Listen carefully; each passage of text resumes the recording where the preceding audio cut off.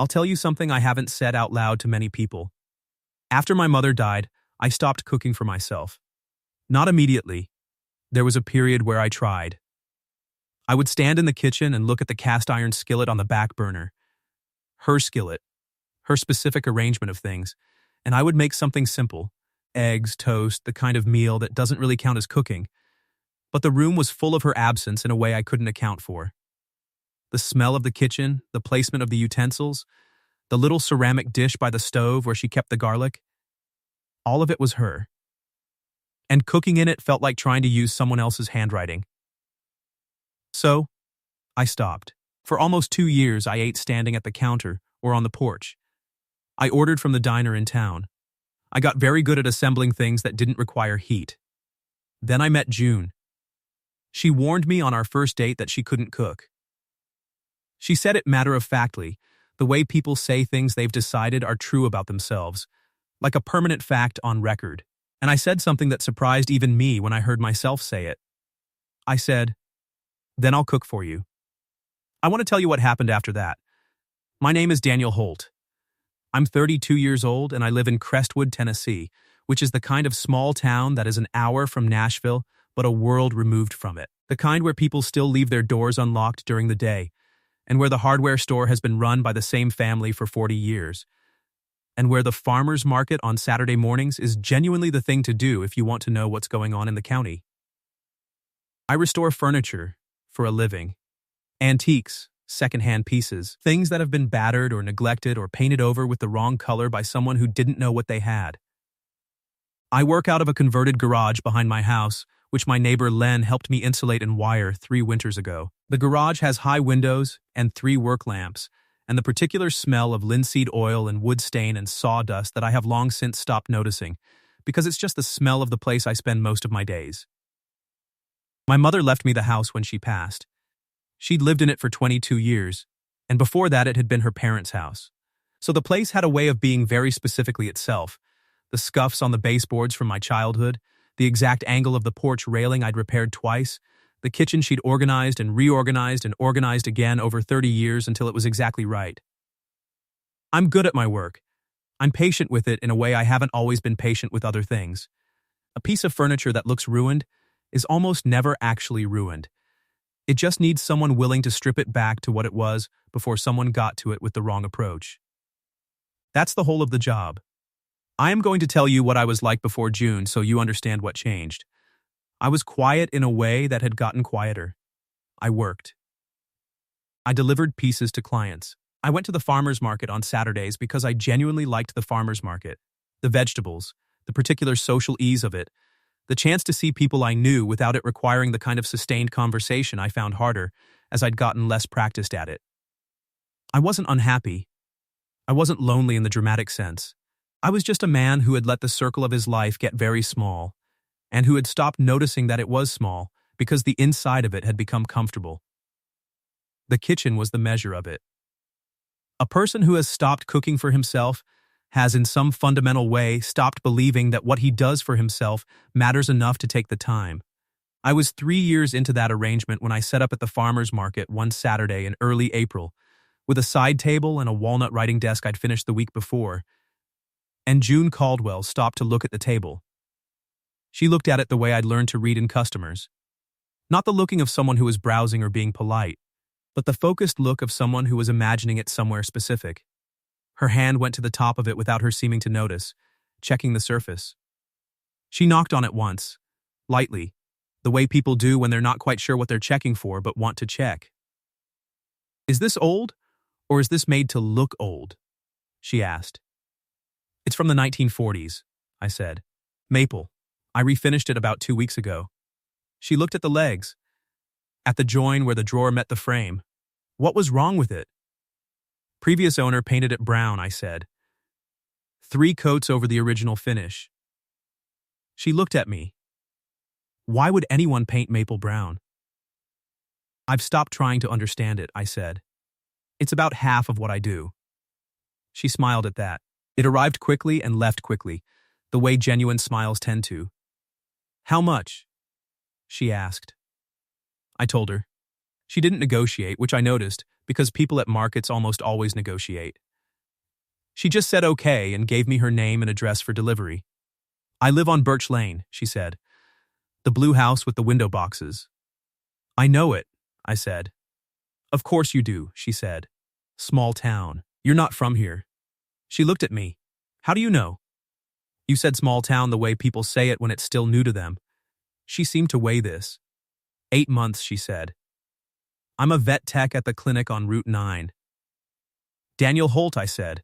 I've been here my whole life, minus 4 years in Knoxville. And you came back, she said. I came back.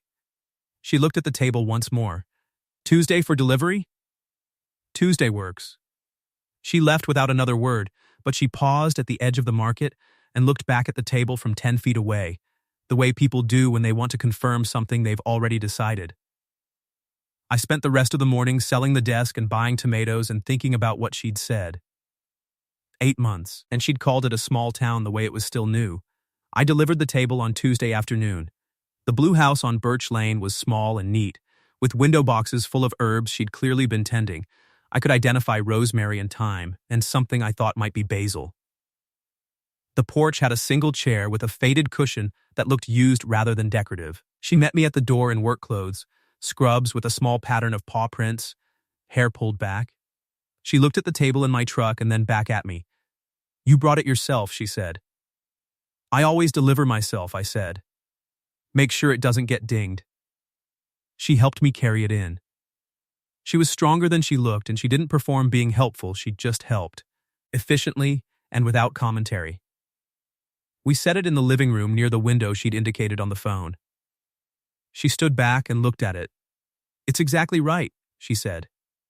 Where was it supposed to go? She pointed to the spot. I knew when I saw it at the market. What did you know? She looked at me. That it was supposed to be here. She paused. I don't have a better explanation than that. I liked that answer. I told her so. She offered me coffee, which I almost declined and then didn't.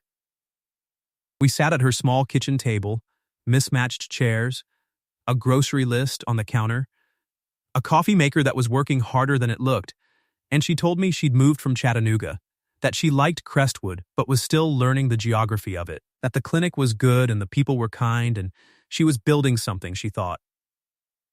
She just hadn't been building it long. She asked about the furniture work and I told her about it, about the satisfaction of taking something that looked finished and finding what it had been before. She asked smart questions, not the polite questions of someone being friendly, but the questions of someone actually curious. When I stood to go, she walked me to the door. I said, if she was open to it, I'd like to see her sometime. Dinner, maybe. She looked at me with an expression I couldn't entirely read. I'll warn you right now, she said. I can't cook at all. Okay, I said. No, I mean it really. Not in the charming way where someone says they can't cook and then makes a passable pasta. I genuinely cannot cook. I burn water, Daniel, the way she said my name, using it for the first time, was the thing I noticed. And I said what came to me, which was the truest thing available. Then I'll cook for you, I said. She stared at me for a moment. That's a significant offer for a first date, she said. I mean it, I said. She looked at me for another second. Okay, she said. Okay, I cooked for her that Saturday. I hadn't cooked a real meal since before my mother died. I want to be precise about that because it matters. Not a reheated thing, not eggs over a stove in 2 minutes.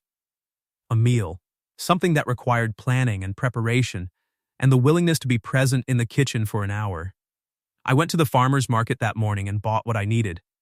I stood at the counter in my mother's kitchen at 4 o'clock in the afternoon, and I looked at her cast iron skillet and her ceramic garlic dish and the particular arrangement of things, and I thought about what she would have made.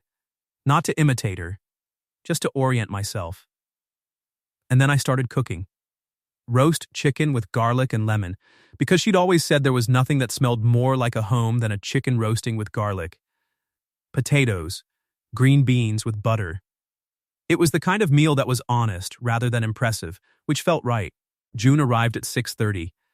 She knocked at the front door and I called from the kitchen that it was open. and she came through the house and found me at the stove. She stopped in the kitchen doorway. The look on her face was the thing I'll remember. Not the food, not the evening, that look, like she had walked into something she wasn't sure she was allowed to be in, but that was exactly where she wanted to be. "You actually cooked," she said. I said I would. "People say things. I don't," I said. And then, because I didn't want to be more serious than the moment called for, "Sit down. It needs 5 more minutes." She sat at the kitchen table, the table I'd bought at the market last fall, a pine table with honest ware that I'd left mostly alone because some things didn't need fixing, just cleaning.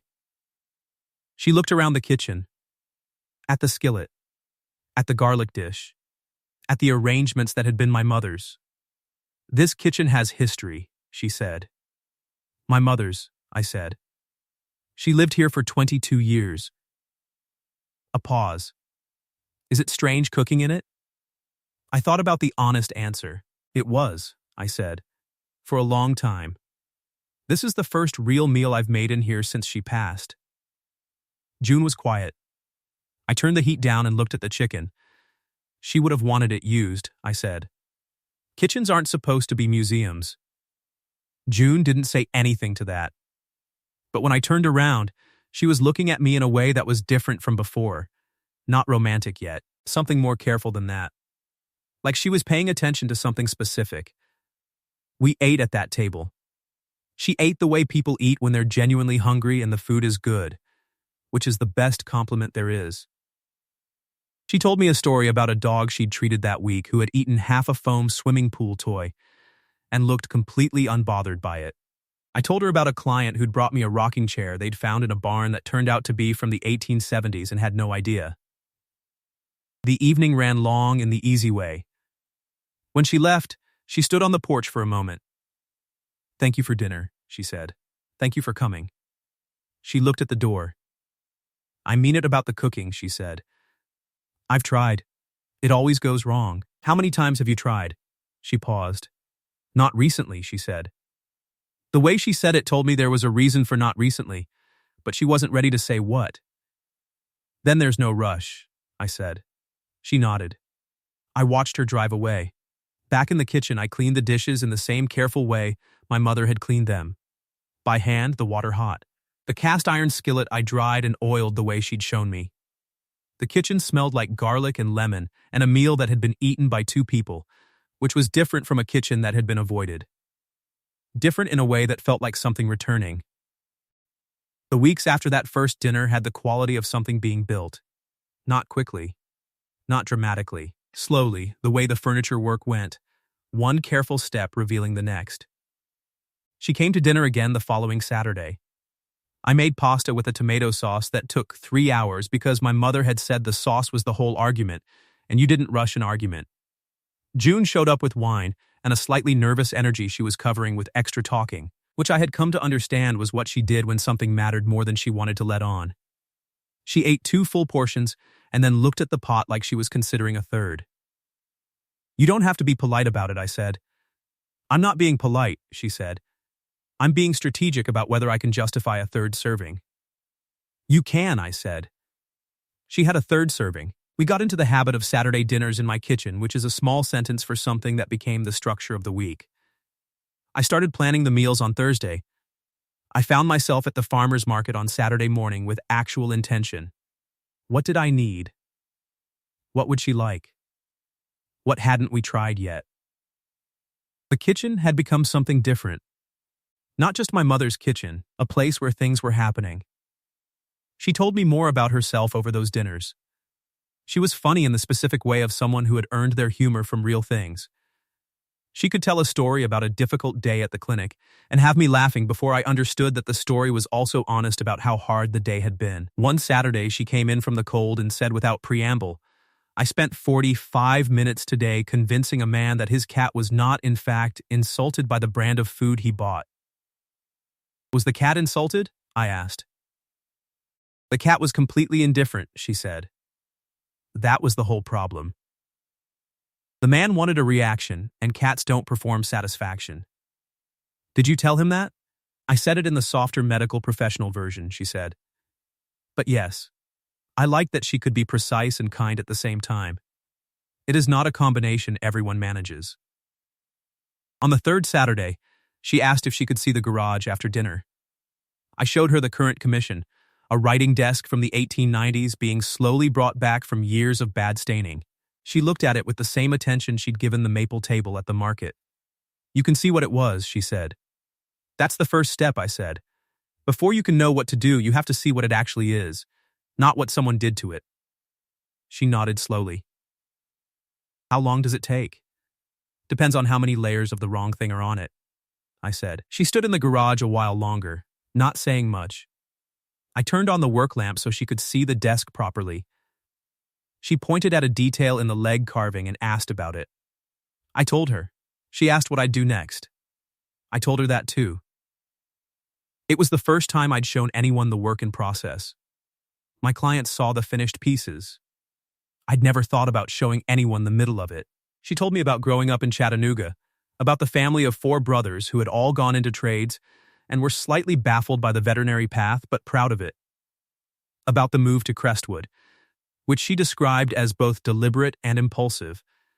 Deliberate in that she had looked at the listing for the vet tech position for 3 weeks before applying. Impulsive in that she had packed in 4 days once she got the call. She told me about Patrick in early October. Not fully, just enough. His name, the length of the relationship, 3 years, and the shape of the ending, which had been slow and grinding rather than sudden. He had been the kind of person, she said, who expressed opinions about everything she did in the kitchen. Like, feedback? I asked. Like documentation, she said. Every time. What I'd done wrong, what would have made it better. And eventually I just stopped. She turned her wine glass in her hands. I started ordering in. And then I stopped even being in kitchens. And then I started telling people I couldn't cook, because it was easier than explaining why I'd stopped trying. I held that for a moment. You're not bad at cooking, I said. You decided you were, so you stopped practicing. She looked at me. That's a simple way to put it, she said. Most true things are. She considered that. She didn't agree right away, which I liked. She was someone who didn't agree with things just because they'd been said to her. Maybe, she said. Eventually, one Wednesday she came by the garage while I was working on a chair. A Victorian parlor chair that someone had reupholstered in the wrong decade, using the wrong fabric, and then regretted. She sat on a stool near the door with a coffee she'd brought for herself and watched me work for an hour. She had a way of being present in a space without demanding attention that I found I liked a great deal. What's the worst thing someone can do to a piece of furniture? She asked. Paint over good wood, I said without hesitating. Cover up what it is to make it look like something it isn't. She was quiet. The second worst? Trying to fix it before understanding what's wrong, I said. If you don't know what you're actually dealing with, you make it worse. She turned her coffee cup in her hands. You talk about furniture like you're talking about other things, she said. I've been told that, I said. She smiled. The slow version that arrived fully. A few weeks later, on a Sunday afternoon, she texted asking if she could come by. She arrived with groceries. Just one bag, modest. She set it on my kitchen counter and looked at it, and then looked at me. I want to try, she said. I'm not going to be good at it.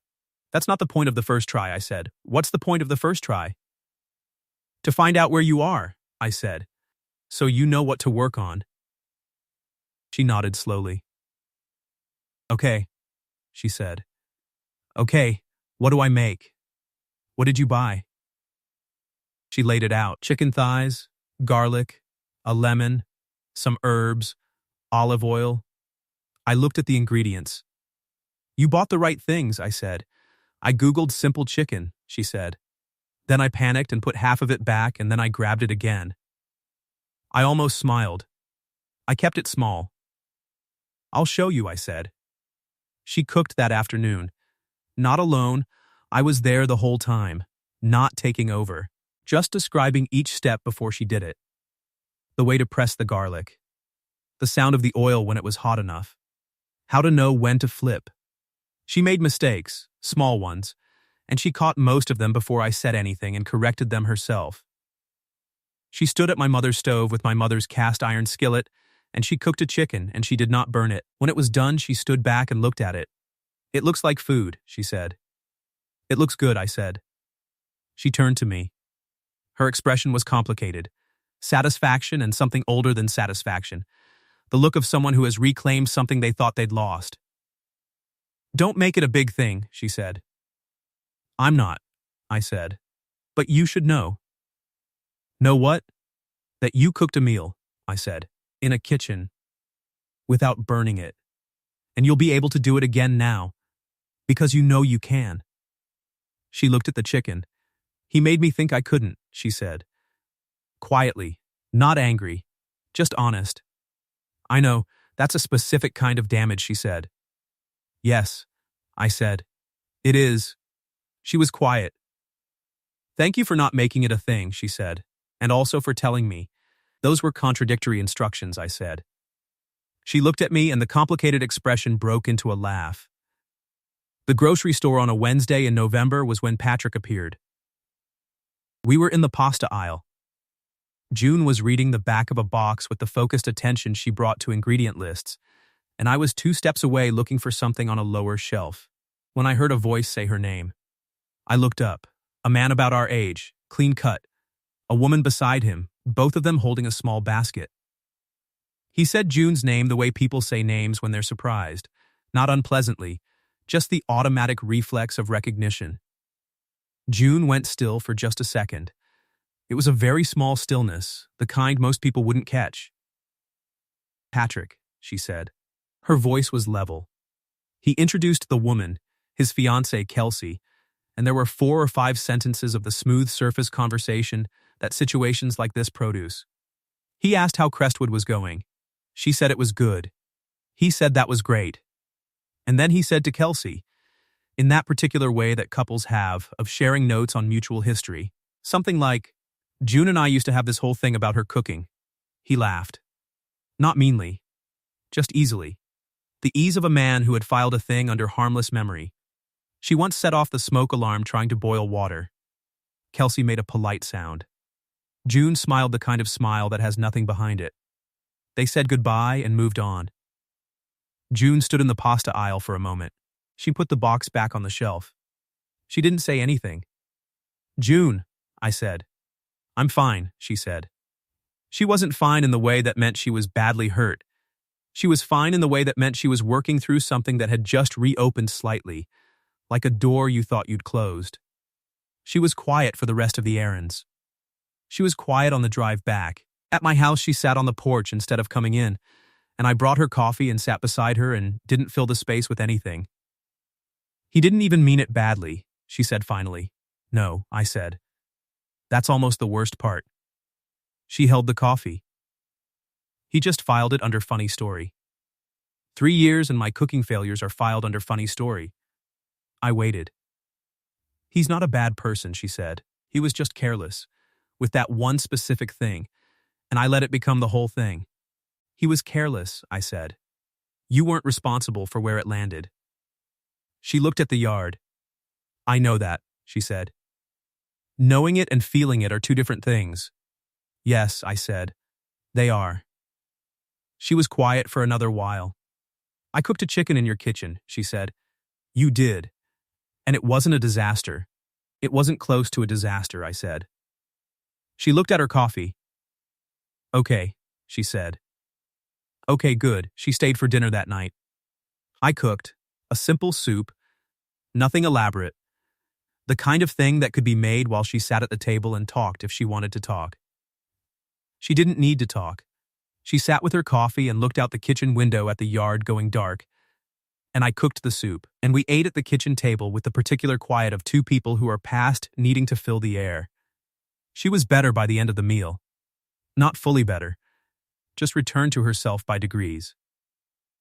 When she left, she held on to the hug a second longer than usual. I stood at the door after she'd gone and looked at the kitchen. At the pot on the stove. At the cast iron skillet in its place. At the ceramic garlic dish. I thought about what my mother would have said about all of this. She had been, above everything else, a person who believed that feeding someone was an act of love so ordinary it didn't require naming. She cooked every day of her adult life without ceremony. She just fed people. She fed my father, and she fed me, and she fed anyone who sat at her kitchen table, and she did it the way she breathed, which was without having to think about it. She would have said, "Some people take longer to know they're allowed to be fed." The following Saturday she came with groceries again. This time she didn't announce an intention. She just arrived with the bag and put it on the counter and started taking things out. "Pasta tonight," she said.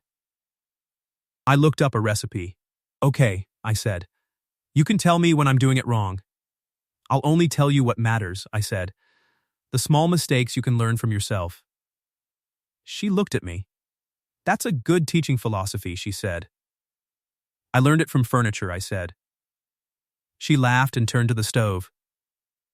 I stayed at the kitchen table with my coffee and let her work. She moved through the steps with concentration, occasionally muttering instructions from memory. She made a mistake with the salt and caught it.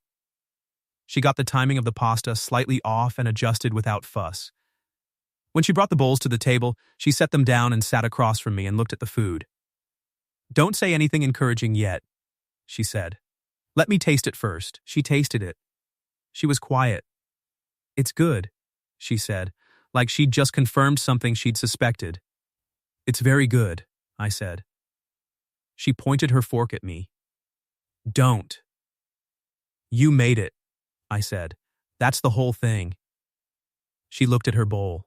She looked at the kitchen, at the skillet on the back burner, at the window over the sink where the afternoon light was coming in the way it does in Tennessee in late November, soft and low and amber. "I want to tell you something," she said. I waited. "That first date, when I told you I couldn't cook." She turned her fork in her hands. "I was testing something. Not you specifically. Just whether I could say the thing and not have someone turn it into a judgment." "What did I do?" I asked. "You said you'd cook for me," she said.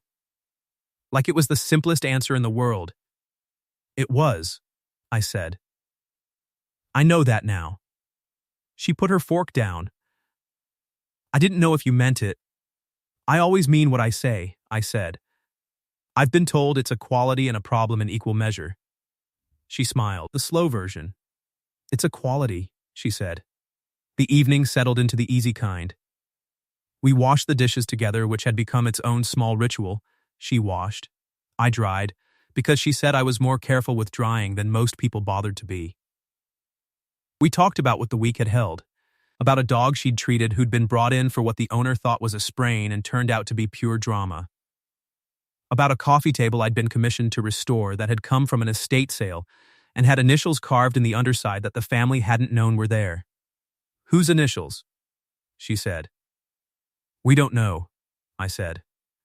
"That's the thing about old furniture. It holds things that the people knew and you don't." She dried her hands. "Like a kitchen," she said. I looked at the kitchen. "Like a kitchen," I said. She looked at me in the way she'd started looking at me in the last few weeks, directly, unhurried, without managing the expression. Like she'd stopped being careful about what showed. "Daniel," she said. "Yeah, I think I'm staying in Crestwood," she said. "I want you to know that. I'm not still deciding. I held that." "Okay," I said. "I thought you should know," she said. "Because of the other thing." "The other thing," I said. She looked at me. "The thing where I come to your kitchen on Saturdays," she said. "And I'm going to keep coming." I looked at her. "I was hoping you would," I said. She leaned across the counter and kissed me, unhurried and certain, the way she'd come to do things when she'd made up her mind about them. The kitchen smelled like garlic, and the pasta she'd made, and November coming in through the crack in the window above the sink. "I'll tell you what I know now. I know that the first meal you cook for someone matters less than the fact that you cook it at all. That the action of it, the decision to feed someone, to make a space warm and good and worth sitting in, is the whole argument. I know that a person who has been told they can't do something often needs only to be shown that the person who said it was wrong. And I know that my mother was right about kitchens not being meant for museums. She was right that they were supposed to be used. I just didn't know yet what I was going to use mine for. I asked June to marry me in February, on a Saturday evening in the kitchen, which is exactly where it should have happened. She had cooked dinner, her idea, her planning, her groceries. She'd told me to stay out of the kitchen while she worked, and I sat at the table she'd bought from me at the farmer's market the previous April, the maple table from the 1940s, the one she'd known was supposed to be here. And I listened to the sounds of her in the kitchen, which were the sounds I had come to understand as home. The sounds of a cabinet being opened, water running, the particular knock of the cast iron skillet on the burner grate. A quiet sound that might have been humming. She brought the food to the table and set it down and looked at me. "I didn't burn it," she said. "I could smell that," I said. "I came close on the sauce," she said. "I caught it." "You always catch it now," I said. She sat across from me. I had the ring in my jacket pocket, which was hanging on the back of my chair, which meant it had been about 12 inches from me all evening, and I'd been aware of it the entire time. We ate. The food was very good. She was still learning to take the compliment when she deserved it, so I said it plainly without a lot of ceremony. The sauce was excellent. The timing was right. The whole thing was exactly what it was supposed to be. She said thank you in the way she'd learned to say thank you, which was without deflecting. After the dishes were done, I washed this time. She dried. She sat back at the table with her coffee, and I sat across from her, and I put the small box on the table between us. She looked at it. She looked at me. "Daniel," she said. "I'll cook for you," I said. "For as long as you'll let me. And you can cook for me when you want to, or not. The kitchen is yours the way it's mine. I want us to be in it together." She opened the box. The ring was simple. A slender band with a small stone. Something that looked like it fit in this kitchen, in this house, in this town. I'd found it at an estate sale in November. The same kind of estate sale where I found furniture people didn't know the history of. It had been someone else's story. It would be hers now. She picked it up. She held it for a moment in the way she held things she was deciding about. Not impulsively, but not slowly either. Just long enough to be sure. "Yes," she said. She put it on her own finger. She held her hand out and looked at it. "It fits," she said. "I had it sized," I said. "From that ring you have on your right hand. You leave it on the counter by the soap." She stared at me. "You measured my ring," she said. "I had it measured," I said. "I'm careful with the details." "You're a little bit unsettling," she said. "I know," I said. She laughed, real and full, and the kind that took over her whole face. The kitchen smelled like the dinner she'd cooked, and February coming in cold around the edges of the windows, and the linseed oil that always followed me in from the garage. The cast iron skillet was on its hook. The ceramic garlic dish was in its place. The maple table held both of us the way it had been holding things for 80 years. Some things last because they're made right from the start. Some things last because someone cared enough to strip them back and start over. I cook for her still. She cooks for me more than she thinks she does. And on Saturday evenings in our kitchen in Crestwood, Tennessee, we are exactly where we decided to be. Which is what I meant on a first date in April when I said, "Then I'll cook for you," and meant every word of it.